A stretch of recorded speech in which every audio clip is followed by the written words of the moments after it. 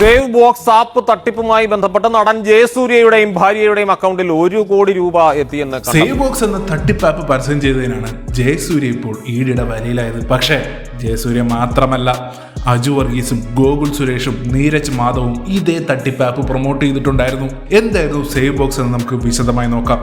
ഇതായിരുന്നു save box എന്ന app. India's first bidding app എന്നായിരുന്നു അവർ ഇതിനെ വിളിച്ചിരുന്നത്. ബിഡിംഗ് ആപ്പ് എന്ന് പറഞ്ഞാൽ ലേലം വിളിയായിരുന്നു ഈ ആപ്പിൽ നടന്നിരുന്നത്. ഈ ആപ്പ് എങ്ങനെയാണ് വർക്ക് ചെയ്തത് എന്നറിയാൻ വേണ്ടി പഴയ APK ഒക്കെ എടുത്ത് ഇൻസ്റ്റാൾ ചെയ്ത് നോക്കി. പക്ഷെ അത് വർക്ക് ചെയ്യുന്നില്ല. പകരം ഒരാൾ ഇത് എങ്ങനെയാണ് വർക്ക് ചെയ്യുന്നതെന്ന് നമുക്ക് പറഞ്ഞു തരുന്നതാണ്. ഇതെങ്ങനെയാണെന്ന് ഞാൻ പറയാം.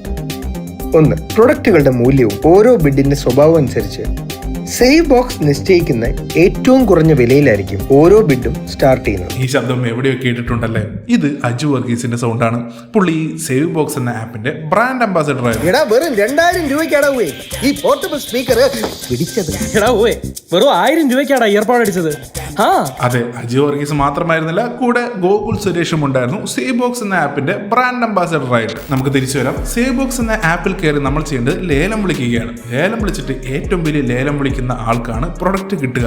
മാത്രമല്ല, ഓരോ ലേലം വിളിക്കും നമ്മൾ പൈസ ഈ ഒരു ആപ്പിന് കൊടുക്കണമായിരുന്നു. ബേസിക്കലി ഗാംബ്ലിംഗ് പോലെയായിരുന്നു ഈ ആപ്പ് എന്ന് വേണമെങ്കിൽ പറയാം. ഈ ഒരു ആപ്പ് തന്നെ ഉടായിപ്പായിരുന്നു. പക്ഷേ ഇവിടെ തട്ടിപ്പ് ആപ്പിലല്ല. ഈ ആപ്പിന്റെ പേരിൽ ഇതിന്റെ ഓണേഴ്സ് വലിയ ഇൻവെസ്റ്റ്മെന്റ് തട്ടിപ്പാണ് നമ്മുടെ നാട്ടിൽ നടത്തുന്നത്. My dream is to make a history. നമ്മൾ ചരിത്രത്തിൽ ഒരു ഭാഗമാവുക. ഇതാണ് സേവ് ബോക്സ് ആപ്പിന്റെ ഓണർ സ്വാതിക് റഹീം. എന്തായാലും ചരിത്രത്തിൽ ഇടം നേടിയിട്ടുണ്ട്. ഈ ഒരു തട്ടിപ്പിൽ പറ്റിക്കപ്പെട്ട ഒരു തൃശ്ശൂരുകാരൻ കൊടുത്ത ചീറ്റിംഗ് കേസിൽ ജനുവരി 23, 2023 സ്വാതിക് റഹീമിനെ പോലീസ് അറസ്റ്റ് ചെയ്തു. നമ്മുടെ കേരളത്തിലൊരു ജോയ് താക്കോൽക്കാരൻ ഇറങ്ങിയിരിക്കുകയാണ്. തൃശ്ശൂരിലെ ഗഡിയുടെ പേര് സ്വാധീനാണ്. എന്തൊക്കെ കേൾക്കണല്ലേ. സേവ് ബോക്സ് എന്ന ആപ്പിന്റെ ഫ്രാഞ്ചൈസ് കൊടുക്കാമെന്ന് പറഞ്ഞാണ് സ്വാതിക് 100 കണക്കിന് ആൾക്കാരുടെ കയ്യിൽ നിന്നും നിക്ഷേപം സ്വീകരിക്കുന്നത്. ഈ ഫ്രാഞ്ചൈസ് എടുക്കുന്നതിലൂടെ 25 ലക്ഷം രൂപ വരെ വരുമാനം ഉണ്ടാക്കാം മാസം എന്നുമാണ് ഇയാൾ പറഞ്ഞിരുന്നത്.